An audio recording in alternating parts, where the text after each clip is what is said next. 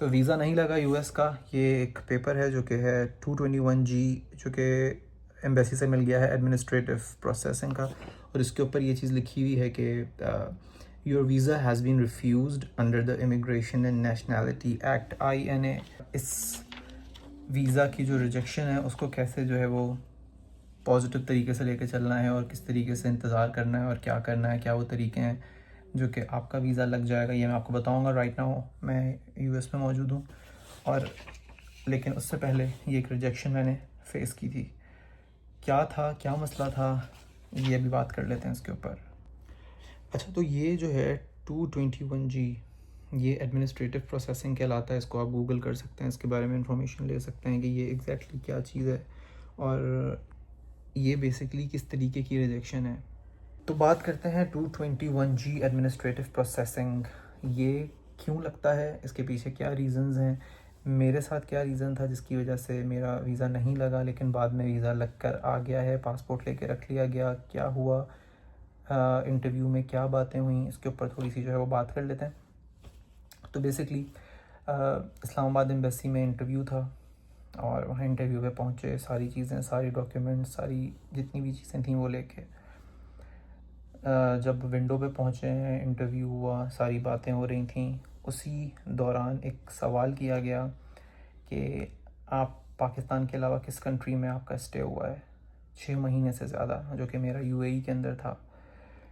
तो मुझे उससे पहले ये बात नहीं बताई गई थी कि क्या तरीका है कि किस तरीके से पुलिस सर्टिफिकेट उस कंट्री से लिया जाता है, क्योंकि मैं पाकिस्तान में पिछले 5 सालों से हूँ। तो मुझे ये बात पता थी कि मुझे पाकिस्तान से, अपने शहर से जो है वो एक पुलिस सर्टिफिकेट लेना है। वो मैंने लिया, वो मैं लेके पहुंचा।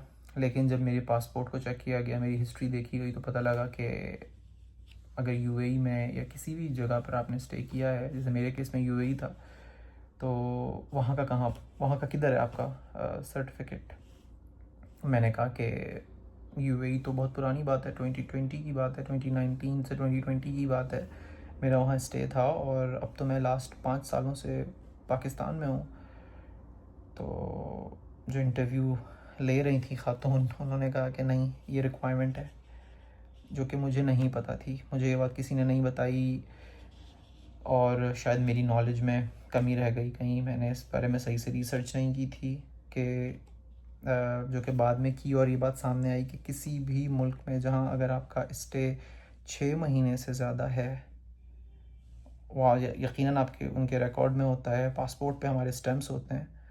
तो यही मेरे साथ हुआ कि यूएई के अंदर जो मेरा स्टे था वो 1.5 साल का स्टे था, और मेरे पास पुलिस सर्टिफिकेट नहीं था। बाकी पूरा इंटरव्यू हुआ, सारी बातें हुई, उन्होंने मेरा पासपोर्ट लेके रख लिया, और उन्होंने मेरा जो पाकिस्तान का पुलिस कैरेक्टर सर्टिफिकेट था वो लेके रख लिया, और साथ में ये एक पेपर, ये पर्चा दे दिया। अच्छा, इस पेपर के अंदर ऊपर सबसे टॉप पर जो है वो ये लिखा हुआ है कि administrative processing, you will be notified if further action is needed. मैंने उनसे पूछा कि क्या ये रिजेक्शन है या क्या है, या सिलेक्शन हो गई, या आप पासपोर्ट सिर्फ लेके रख रहे हैं। तो उन्होंने ये बताया कि ना ये रिजेक्शन है ना ये सिलेक्शन है, ये होल्ड पर जा रहा है केस, और आपके साथ हम फर्दर कॉरेस्पॉन्डेंस अपनी रखेंगे वाया ईमेल, आपको बता देंगे। लेकिन ये बात नहीं बताई कि कितना टाइम लगेगा, क्या होगा। अब जब मैं इंटरव्यू दे के वापस निकल रहा था तो मुझे बिल्कुल भी समझ में नहीं आ रहा था ये क्या हुआ है कि पासपोर्ट लेके रख लिया गया। खैर, मैंने जितने लोगों को बाद में बताया, सब ने कहा कि ये एक पॉजिटिव साइन होता है कि अगर आपका पासपोर्ट लेके रख लिया गया है तो इसका मतलब है कि अब वीज़ा लग के ही आपको मिलेगा। लेकिन फिर भी 100 ख्याल आते हैं, आपको लगता है कि नहीं यार, कुछ गड़बड़ हो जाएगी। उसने मुझे ये भी नहीं बोला कि आप अरेंज करके दो हमको यूएई से। मैंने अपनी थोड़ी बहुत रिसर्च की और मुझे ये बात समझ में आ गई कि मैं यूएई से भी निकलवा सकता हूँ वेबसाइट के थ्रू। कोई फ़ी थी 120 दिरहम की, 120 130 दिरहम की ऐसी फ़ी थी जिसके थ्रू मैं निकलवा सकता था। लेकिन मुझे नहीं बोला उसने कि आप अरेंज करके दो। पीछे क्या हुआ, उन्होंने ख़ुद कांटेक्ट किया वहाँ, क्या किया होगा आई डोंट नो, पीछे के क्या तरीके होते हैं। बहरहाल उन्होंने इन्वेस्टिगेशन में टाइम लिया और 2 to 3 वीक्स का टाइम लिया। और ये इंटरव्यू मेरा जुलाई में हुआ, जुलाई के फर्स्ट वीक में हुआ। और जुलाई की बिल्कुल आखिरी 30 तारीख को मैंने अपना पासपोर्ट जाके कलेक्ट किया, जिसके ऊपर वीज़ा स्टैंप हुआ हुआ था अल्हम्दुलिल्लाह। तो इस पूरे प्रोसेस में जो चीज़ें मैंने एक्सपीरियंस की वो था सब्र, पेशेंस, दुआ और इंतज़ार किया।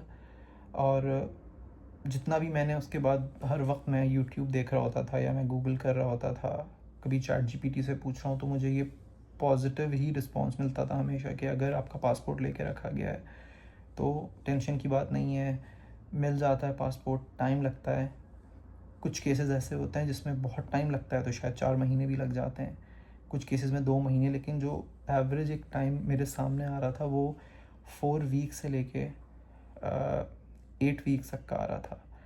तो मैंने माइंड में यही रखा कि शायद 2 महीने तो लगेंगे, लेकिन ऐसा नहीं हुआ।